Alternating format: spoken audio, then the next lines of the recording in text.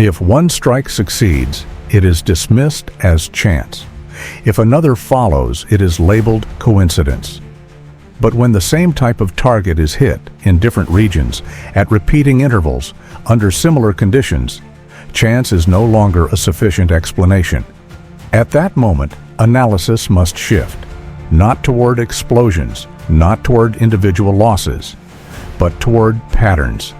Because modern war does not unfold through singular events. It advances through repetition, through rhythm, through systems behaving exactly as designed. This is not a story about a single missile or a single system. It is about what happens when outcomes repeat often enough that probability turns into method. And once that threshold is crossed, the question is no longer what was hit, but why it keeps happening. The latest reports describe a familiar sequence, a strike in Dnipropetrovsk. An air defense position associated with an S-300 system reportedly hit. Another incident, this time in Kharkiv region near Volodarovka. A strike allegedly targeting a HIMARS launcher. Different locations, different systems. Same category of assets. According to Russian statements, these were precision strikes, planned, timed, executed after prolonged observation. What matters here is not whether every claim can be independently confirmed. In modern warfare, verification often lags behind action. What matters is the pattern being communicated. These are not random battlefield encounters. They are strikes aimed at assets designed to shape the battlefield from a distance. Air defense systems, long-range precision launchers, systems that rarely meet the enemy directly, yet influence almost every engagement. Their role is not to advance, but to deny space, to protect infrastructure, to extend reach. When such systems are repeatedly targeted, the objective is rarely symbolic. It is structural. The intent is to compress operational freedom, to force dispersion, to increase caution, to stretch logistics and attention. Whether or not every system is confirmed destroyed, the pressure itself is measurable. Because in modern conflict, forcing an adversary to relocate, to power down, to hesitate, can be as impactful as physical loss. This is why these strikes cannot be viewed in isolation. They are signals within a broader operational rhythm. And once that rhythm becomes visible, the question shifts again. Not what was hit today, but what behavior is being shaped over time.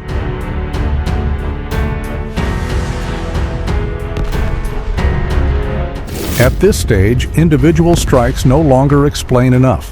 What matters is repetition, because when similar assets are engaged across separate regions under comparable conditions at measured intervals, the battlefield is no longer reacting. It is shaping behavior. Modern warfare does not revolve around surprise alone. It revolves around exposure. Every system must function to be useful, and every function leaves a trace.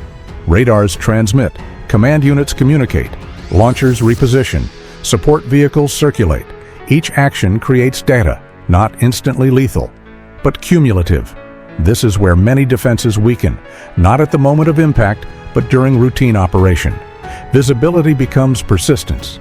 Persistence becomes predictability. This is why strikes of this nature rarely happen immediately. They follow patience, long observation windows, signal correlation, operational pattern mapping. The weapon is not reacting to opportunity, it is arriving at a conclusion. In prolonged conflict, speed is often overrated. Consistency is not. Waiting reduces uncertainty, and reduced uncertainty lowers cost. This is the logic that dominates attritional warfare. Not the dramatic strike, but the repeatable one. Not technological brilliance, but systemic reliability. This approach does not seek dominance in a single moment. It seeks erosion over time. Pressure applied gradually. Space denied incrementally. Decisions forced under constraint. And as this process continues, the battlefield shifts subtly. Assets disperse, operations slow, risk tolerance decreases. No announcement is required. The effect accumulates quietly. This is why focusing on one strike misses the point. The pattern itself is the message, and once that message is understood, the analysis must move forward. Not toward what explodes next, but toward what becomes harder to operate tomorrow. Air defense systems are designed to protect, but protection requires presence, and presence creates signals. Radars must emit, networks must coordinate, operators must remain active. Every layer that creates security also creates a signature. The S-300 does not fail because of flawed engineering. It performs exactly as intended. The problem is structural. In an environment saturated with sensors, constant activity becomes exposure.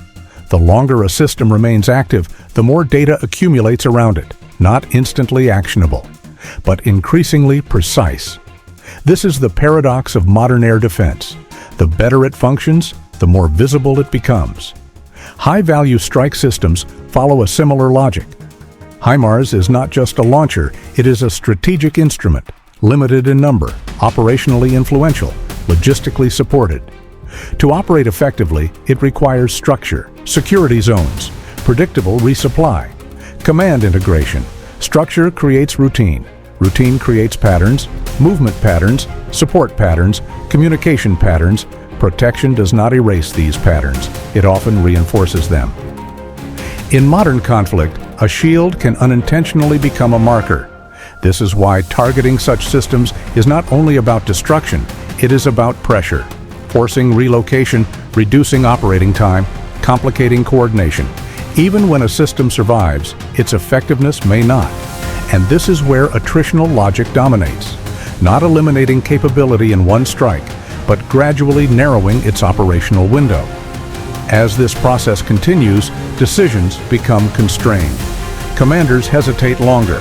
Systems stay silent more often. Coverage gaps widen. No dramatic collapse is required. The effect unfolds quietly. And this quiet degradation often reshapes the battlefield more effectively than any single decisive blow. What we are observing is not a sudden shift. It is a continuation, not a breakthrough weapon, not a single decisive strike, but a method, a form of warfare driven by rhythm, by repetition, by pressure applied over time. In this model, success is not measured by spectacle.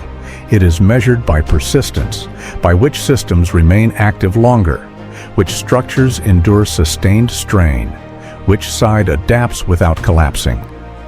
This is why focusing on isolated events misses the larger picture. Modern war advances quietly, through routines, through patterns, through systems behaving exactly as designed. This analysis is not about assigning moral judgment, it is about understanding process. Because misunderstanding how war functions is often more dangerous than the weapons themselves. If you found this breakdown useful, share your perspective in the comments. Agreement is not required. Observation is. And if you want more structured analytical discussions on how modern warfare actually operates, consider subscribing. Understanding the mechanism is the first step toward understanding the war.